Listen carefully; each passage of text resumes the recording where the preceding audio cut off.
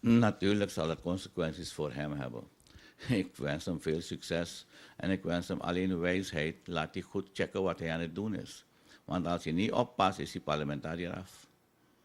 Dus wees voorzichtig, meneer Parmeser. Je bent Nigeriaan. Ga geen domme dingen daar doen. Als je wil verhuizen, verhuis liever naar Nigeria.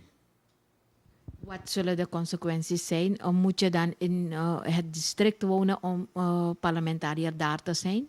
Als ik me niet vergis, het moment dat je ergens gekozen bent in een district en je gaat formeel verhuizen, dan moet je aftreden.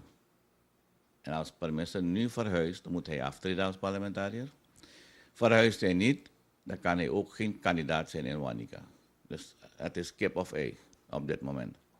Hij zal een keuze moeten maken. Als hij dom is, dan zal hij wel een keuze maken. Maar als hij slim is, dat gaat nu bewijzen toch?